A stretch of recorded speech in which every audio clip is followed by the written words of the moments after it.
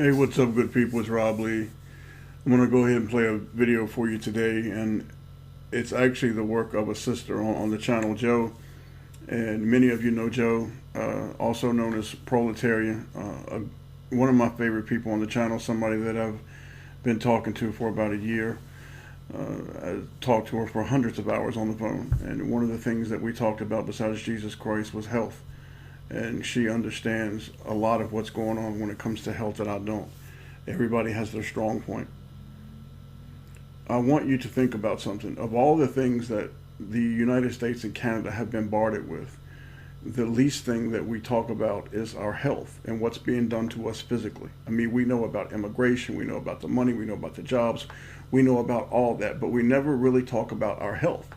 So in the past week, maybe 10 days, we've talked about the flu, vaccinations, we've talked about the metals that's in our food, and now we're going to let Joe talk to us about fluoride. And I'm going to read an article, a commentary that she sent to me, and I'm going to read it to you, and then at the very end I'm just going to put my own finishing touches on the video. You know, I equate fluoride to smoking. You remember back in the 50s and 60s and the 40s, smoking was cool, right? I mean, everybody, the commercials, all the so-called stars, which are nothing but demonic beings, they would tell you smoking's cool, and they would smoke, and they would do commercials, and it was cool. I mean, and nobody ever doubted, well, if the government, if they tell us that smoking's okay, it's okay to smoke up. Then people started dropping off like flies about the 70s. Lung cancer was widespread, and then they finally had to admit that, well, you know what, hey, smoking is really not that good for you. In fact, it actually kills you. This is what we have with fluoride. The same thing. The same demonic monsters lying to you, telling you, no, it's not that bad. No, it's good for you. It's okay. Go ahead and take your fluoride. It's all right, man. I'm going to turn it over to Joe, and I'm going to read her words, and then we'll go from there. I appreciate you guys being here. I appreciate you listening. Everybody has their own gift, their own knowledge of something that they know more than others. Fluoride is hers. So let's listen to what Joe has to say about it. This is her writing. I think you'll find it incredibly eye-opening. Poison is poison, no matter the dose, by Joe. Fluoride is poisonous. Prove me wrong. You can't. What is fluoride? Well, it depends on whom you ask. Fluoride is listed as a gas, an element, an ion, a mineral, a chemical, a synthetic, a vitamin, a medicine, an industrial byproduct, or made in nature. While nobody can agree on exactly what fluoride is, they all agree that fluoride is poisonous. Think not? You are free to go lick your fingers, stick it in fluoride, swish it around your teeth, gums, tongue, and swallow all you want. After all, it's a free country. Beneficial claims and harmful concerns have arisen over the many uses of fluoride. Because of varying claims, many studies have been produced to support whichever side of the fluoride debate you are on. As I pour over study after study, I noticed a common theme. All fluoride is poisonous. Documented illnesses, diseases, and toxic symptoms that may be linked to fluoride include, but not limited to. All right, good people, this is a long list. I'm going to go ahead and put it up on the screen in case you want to pause and you want to read it for yourself.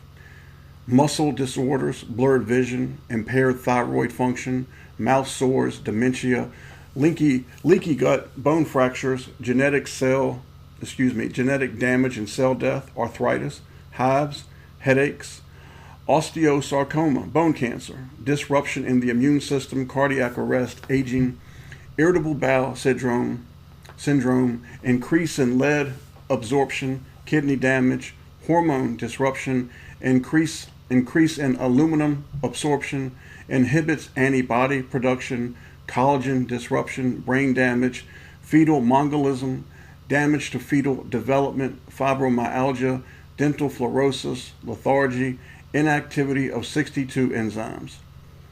Severe eye problems, including blindness, memory loss, allergies, Crohn's, apathy, chronic fatigue, diarrhea, interferes with calcium absorption, interferes with metabolism, skeletal fluorosis, crippling skeletal fluorosis, SIDS, hyperactivity in children, ADD, ADHD, pineal gland calcification, hyperthyroidism, increases tumor and cancer growth, sleep disorder, systemic toxicity, neurological problems, dental fluorosis, brittle bones, anemia, calcium loss, iodine loss, nausea, vomiting, increased saliva, lowers IQ, cavities, miscarriage, stillbirths, low infant birth weight, depression, weight gain, abdominal pains, goiter, death. The list is incomplete because new studies are being linked to fluoride. Why is this poison allowed in our food and water supply? Again, it depends on whom you ask. The hazards of fluoride clearly outweigh any claim of benefit, so why is it still there? I have noticed another common theme in the studies done on fluoride: legalese. The studies say these keywords: may cause, further study needed, might, and my personal favorite, more evidence is needed. Fluoride does not prevent cavities. It has been added to parts of the United States of America's water or food supplies for over 50 plus years, and there is no solid proof that there is a decrease in cavities due to fluoride. In non-fluoridated countries, there is documented proof that there are fewer cavities or no increase of cavities in the non-fluoridated populace versus the fluoridated populace. Another concerning factor to these studies is what form of fluoride is used. Fluoride, depending on its use, comes in many forms, names, and/or compounds. You can go to PubChem for a complete list. My main point is that we are being saturated with fluoride in our daily lives, and this poison is killing us. Some products, fluoride and/or fluoride compounds, can be found in and are as follows, but not limited to. Again, folks, this is a long list. I'm going to put it up on the screen for you so you can read it yourself. You can pause it. You can write it down. You can do whatever you think is best for you. Fresh produce, even organic processed food, processed meat, chicken nuggets, chicken fingers, chicken sticks, very high levels in mechanically separated chicken, average 3 to 6 ppm. Drinking bottled water, public bottled water supplies, rural water supplies, Teflon coated cooking utensils and pans, eggs, pesticides, beer, soda, juice, tea, wine, baby food, even baby formula. Pharmaceuticals, medications, fire retardant, canned produce, frozen produce, dentist, mouthwash, toothpaste, and other over-the-counter oral hygiene products, rat poison, roach poison, dairy, plumber's tape, waterproofing for shoes and clothing, cable insulation, fertilizer, light bulbs, glass etching, Xray solution. You drink it so you can glow for the Xray. Industry, use it in the form of Flux, Welding-Oil, Refinement, aluminum, pet food, animal feed, iron, steel, laundry soap, laundry products, and makeup. We are exposed to fluoride daily. The problem that I have with this exposure is that it is accumulative. Not only does fluoride accumulate in our bodies, we pass it on through generations. Fluoride is stored in our body because our body thinks it is a mineral or a nutrient needed. Why does our body not recognize fluoride as a poison? Because fluoride mimics by latching on. Let me stop and say this twice. Joe writes, why does our body not recognize fluoride as a poison? Because fluoride mimics by latching onto or bonding to other minerals, ions, vitamins, elements, and metals. I think that's incredibly important. When fluoride is ingested, our body deposits this imitator throughout. Example, fluoride combines chiefly with calcium phosphate and gets distributed to our bones. This imitator will replace good calcium trying to get to the bones, thereby weakening the skeletal structure. Our body will not try to remove this imposter once it is stored in our bones, and over time will even add more to it. The only way our body will willingly give up this imposter is if you are pregnant. If you're a pregnant woman during pregnancy, calcium is mobilized. The stored calcium in a mother's body turns soluble and then is transported to the fetus to be used in the formation of the baby's skeleton.